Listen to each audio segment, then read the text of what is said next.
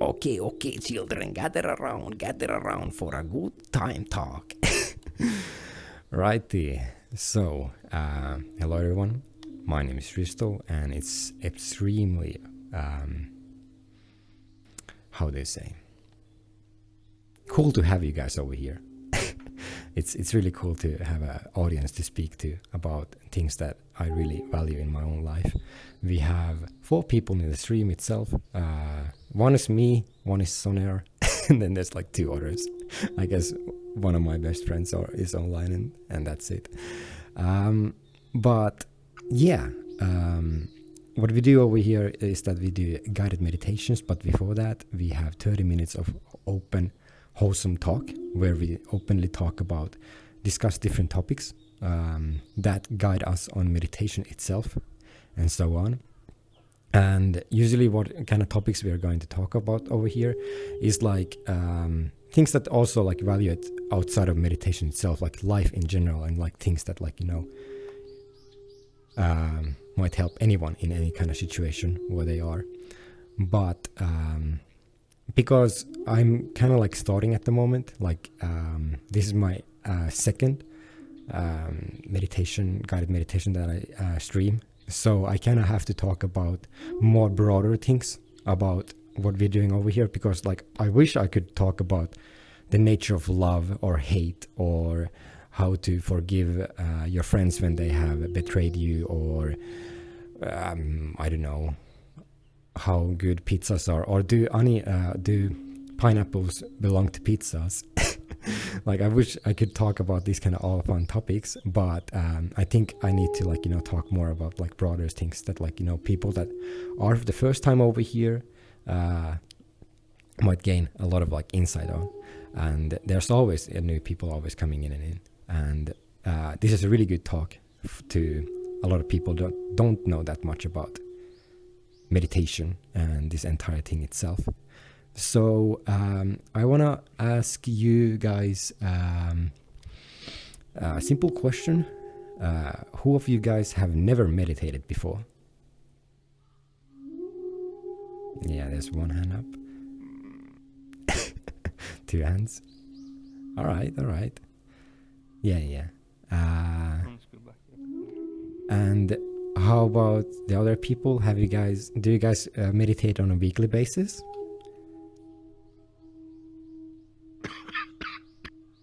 Yeah, you do. Sigma does. What the hell, Sunil? I've only been to about 8 sessions now. Oh, 8 sessions. For about 3 weeks, I've done about 8 sessions, something. It's kind of still really new to me. Oh, wow. Well, it's absolutely wonderful to have you around. Yeah, so how about other people over here who meditate daily, on a daily basis? Not a lot, I don't think so. But I would say like this would be, I was here yesterday, so this was the first time when I've actually come day after day now. It's starting to get like that with me. That's great. That's absolutely great. That would be an absolutely wonderful thing to have, like every day, like an opportunity for you to meditate on VR with guided meditations themselves. But I would like to ask you, Sigma, that what is meditation? Like, now there's people over here who have never meditated before. Like, how would you explain to them what is meditation itself? It's like channeling your consciousness to focus more effectively instead of being distracted. It helps you separate the unimportant things and just helps you focus more effectively, I would say. Helps you balance yourself so that it helps you not be stressed by things that you can control with your mind, like where your attention lies. So you would say that it's not, you're not using your body physically when you're meditating? You're not like running, you're not going up hills? Focusing on the body. generally, no. It's about stillness. I suppose it's about being still. I'm guessing. Is that fair to say? It's so new to me as well. Maybe I've only been to like 8 sessions. Because they teach you to ignore, any impulses from your body, like itches and that. Try to, acknowledge it, but not be distracted by it and stuff. So I'd say it's more about being in your mind. I'd say it helps you focus your mind more. Seems to be like a big part of it. Yep. That's quite true. That it's like quite a mind practice itself. But it's kind of funny that you start meditating, but then they don't tell you what meditation is in the first place.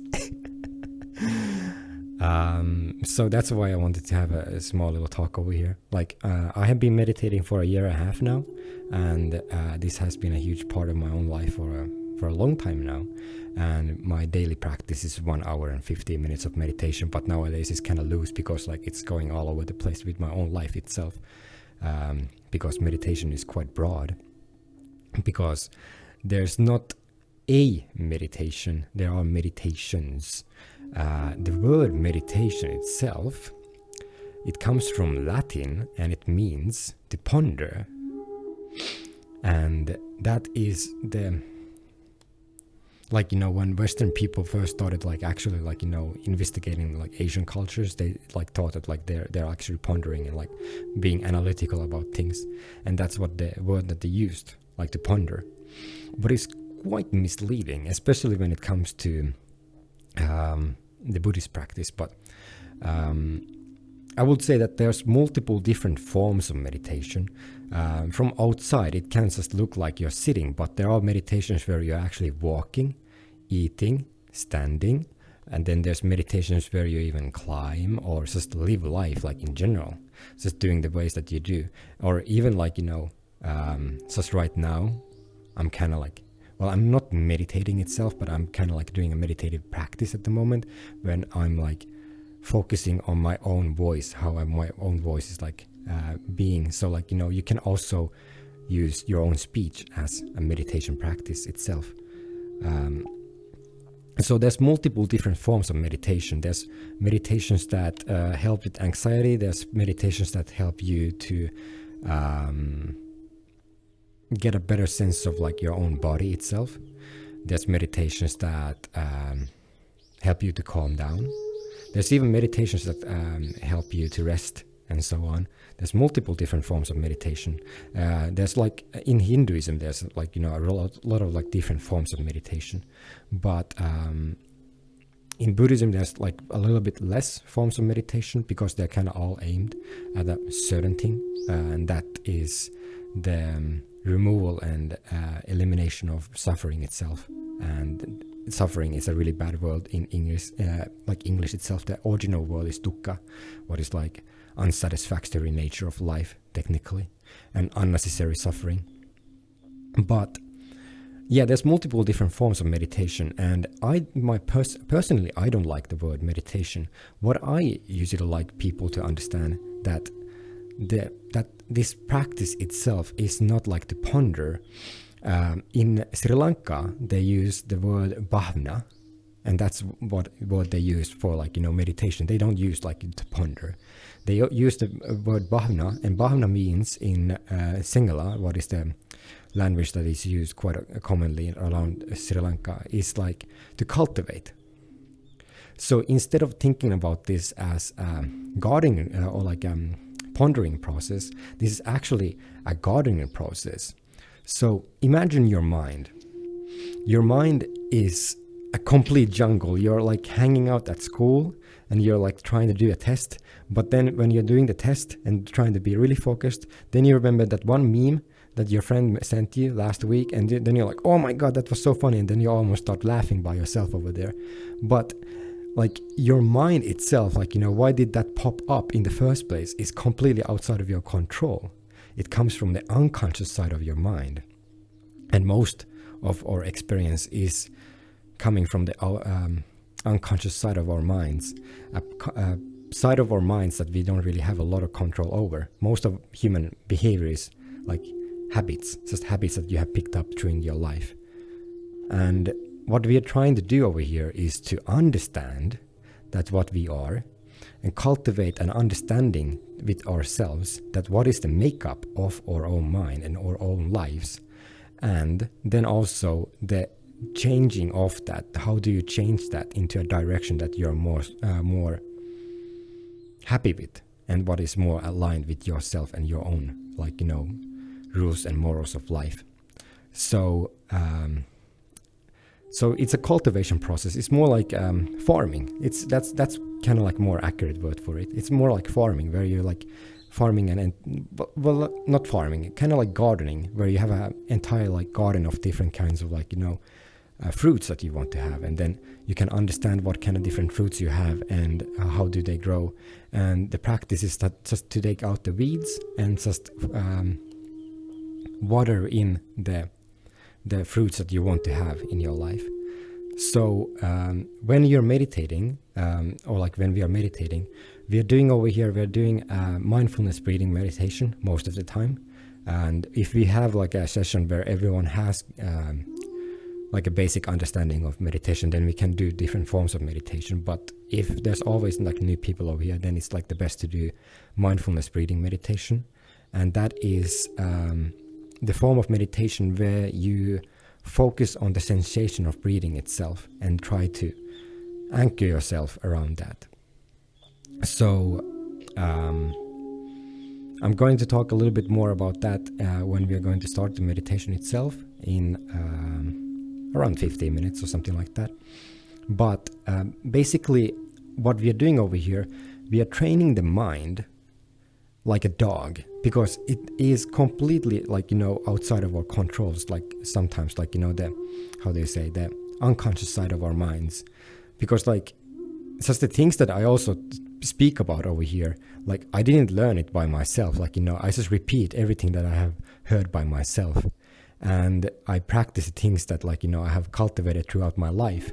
So for example, like if I have a history of going to the gym for 5 years, it is quite easy for me to go to the gym like the next day. But if I don't have any history with gym exercises at all, then the first time is going to be pretty hard, because I don't have a history and I don't have a cultivation. I don't have a garden that is made for myself in my own mind that like is likely to go to a gym. But over here we are like first like trying to understand that like how does the mind work, and trying to center that mind so that we can move with how do you say, that we understand that like when does the mind start wandering outside of the thing that we want to focus on. Because if I tell you like or like just focus on what I'm speaking over here, it just will take you a couple of seconds and you're already thinking about something else. I already know that there's a bunch of people right here who are already thinking about other things to do and so on. But if you're staying with my voice itself and like what I'm talking over here, then it's like pretty cool. But you might be quite interested in the first place. But if you wouldn't have any kind of interest, like for example, like the most boring thing ever, like what does it feel like to breathe? It's really easy to slip out of that and then start thinking about your favorite movies and so on. But the cool thing that we are doing with that when we have a breath is that we are anchoring, like we are making a dedication that we will stay with this thing as long as we can. And then outside of your control, it's like your unconscious side of your mind that just like slips it out. It just vanishes, and then you're just thinking about something else. It was not your choice, and it's not any of us choices that like our minds just goes off, because it's just the way that we are built. But whenever we notice that the mind has gone somewhere else and we pull it back to the thing that we want to focus on, so like the breath, for example, in the mindfulness breathing meditation, then we start like exercising this muscle, a mind muscle that always brings up the mind back to the place where we want to focus on. So you start seeing it throughout your own life, that whenever there's something that you want to focus on, you start doing it like normally without effort. So basically like like the difference between a person who has meditated a lot and person who has never meditated, the person who has never meditated, their minds just go all over the place and it's uncontrolled. It's more like having horse carriage, and then you have like 8 horses on that, but all the horses are going just their own directions. They're just going wherever they want.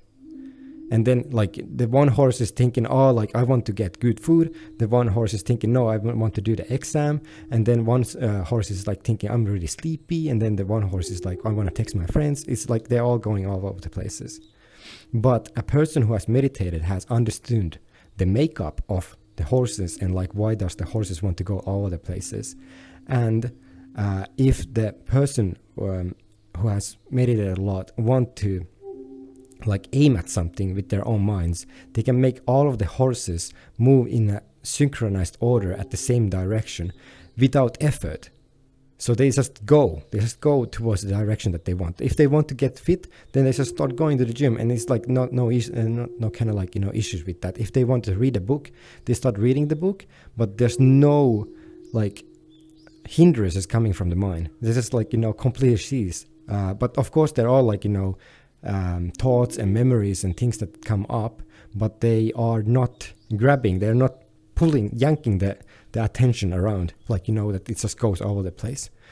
And that's like what we are doing over here, that we are cultivating, we are like training the mind. It's just like a dog, that it stays more within our control, and it obeys more of the commands with the mind and not from the body.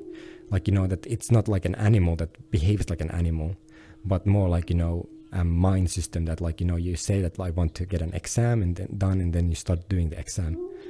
And that's kind of what we're doing over here.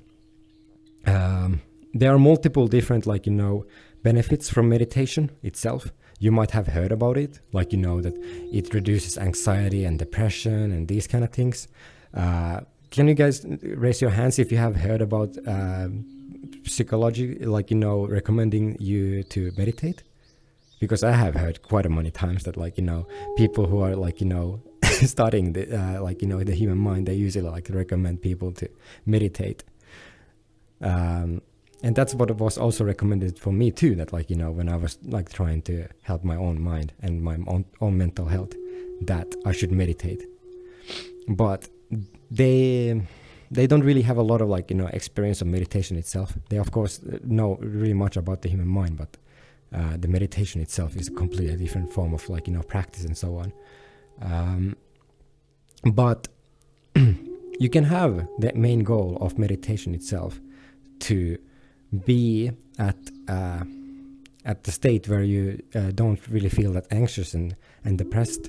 But I would say that the thing that you can actually do with the mind, or like with the breath itself, when you start focusing on it enough, is that you can actually gain the full force of, like, awakening itself, enlightenment and nirvana, or like freedom and liberation. You can actually do that, and it's quite crazy if you just, like, you know, just practice it, like, you know, you cultivate it from daily to daily, and you just grow it and grow it.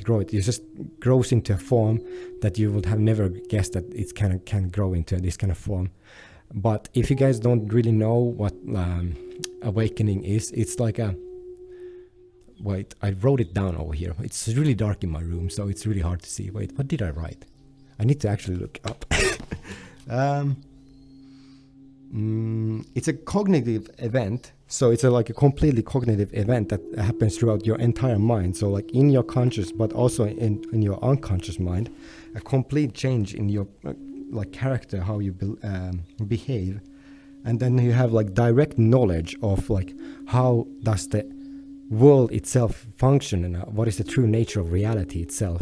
And that's like, you know, without like a filter of your own mind. So you have like direct experience with reality without, like, you know, you having I experienced this or I heard this. It's just like experience the hearing itself.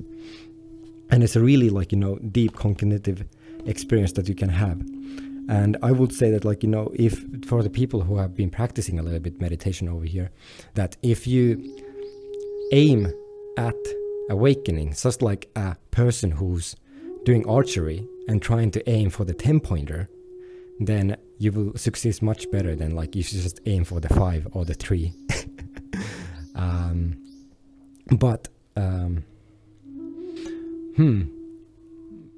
Did I have something else to say? Let's see. I'm going through my notes over here. And then also, like, in an awakened state, you don't feel aversion, hatred.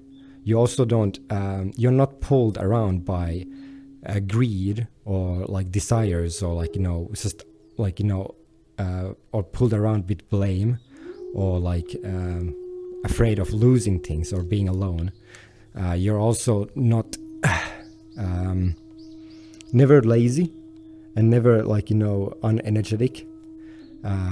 You are most of the time always happy, always cheerful, always in a understanding of how does the reality itself work. And then you never had doubt, you don't really have doubts, and you don't really have anything to worry about in general. So like these things just don't appear on your own mind, and what's like absolutely great. I have myself like, gained some forms of awakening. There's like you can like actually gain a couple of these, like, throughout, like, when you meditate, when you have like deep insights of the absolute, like, function of your own mind. And it's so great, like, to live a life where, like, for example, like I don't really powered by hatred anymore, and I don't really experience that much hatred, and I can always find happiness that in every kind of situation. What's really weird, and I experienced that without even studying this. But but I can talk to you about like all of these things like as much as I want, but don't really actually take my word on this. Like, don't actually just believe this. Don't take it my authority on this. I ask you, all of you, that like just come and experience yourself and make your own decision about it. Just when you actually have your own experience with it, then you might actually understand the actual topic itself a little bit better. Around at the end of my open talks, this wasn't really an open talk. This was a talk that I had to have, that like I actually explained people about meditation itself. But next time, so I'm gonna have more talks where I actually like talk to you guys, like, about things that also interest me a little bit. But at the end, I want to like a little bit have a summary and like ask questions that like, what did you guys get from this? Did anyone learn anything new today? A couple of nods. It became clearer about what it is for. You made it a bit more clear than I've heard it explained before. That's great to hear. I can't repeat it. I can't think what you said to repeat the word, but yeah. I'm kind of getting situated here. My mind's like slipping a bit, but that's the like, mind when it's like in a normal state. Damn. What did he say? About the true goal you of made it meditation. clear about how it's about. Yeah. Like it's more about not letting the mind race off on the impulses of the subconscious. I haven't heard that anybody else say it quite like that before, so it makes it a lot clearer. That's great to hear. It becomes But good to hear. You're already doing really great, Sigma, because it takes 100 times to learn, but 1,000 times to understand. So whenever you're trying something new out in your life, don't expect to learn it immediately or understand it immediately, because first you're gonna like try to learn how does the entire thing work itself, and then eventually you will understand how it works.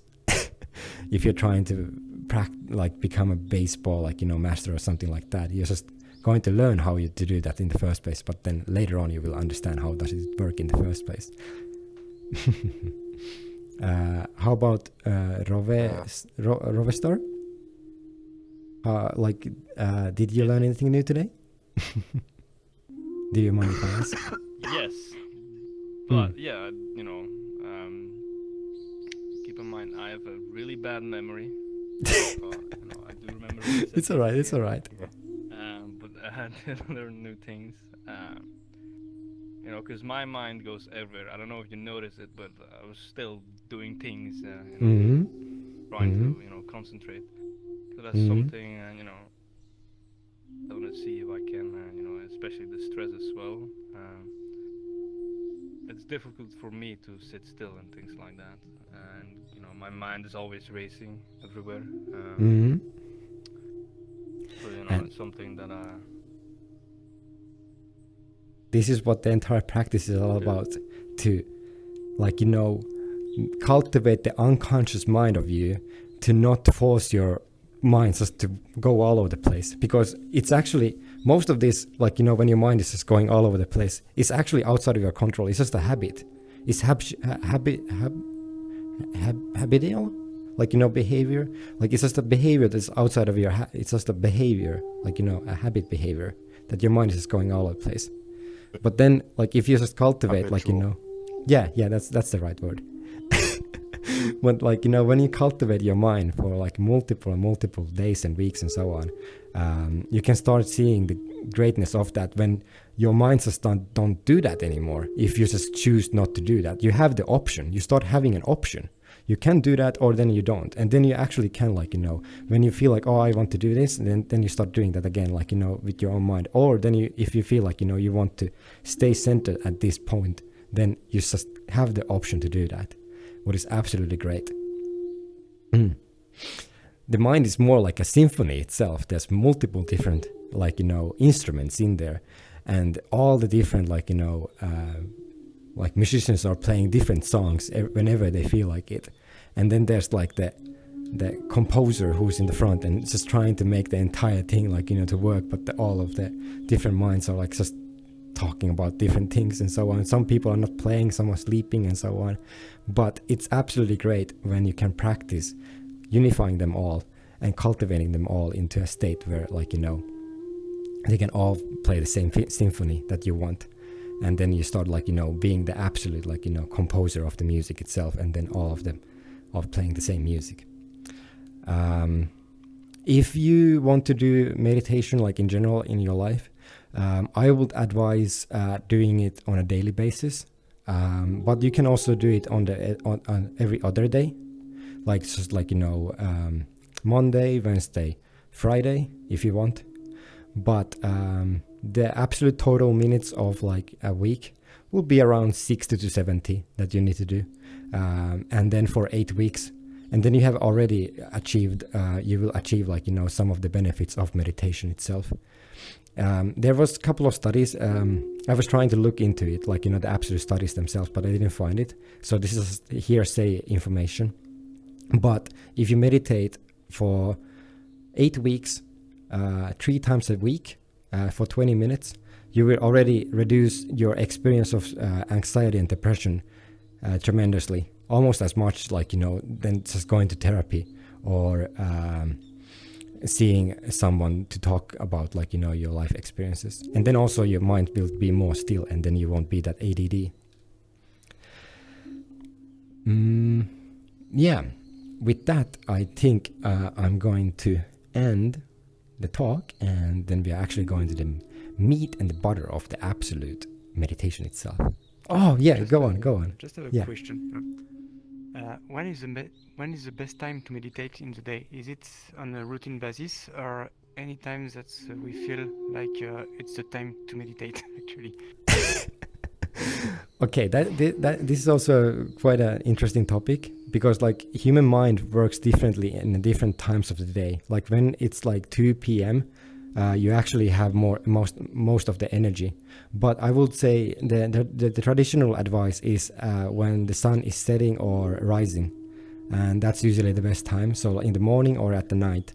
But if you cannot do that, if you do night shifts or something like that, or if your schedule is going all over the place, then you should do in a rhythm. So if there's some concrete things that you do every day, for example, at the same time you brush your teeth or something like that, then around that time. But I would advise in the morning or at night. So for during this time for Europeans, or then when you're waking up, because at this time the mind is the most at state and most calm. Okay, I ask you guys to take a good position and good sit wherever you guys are.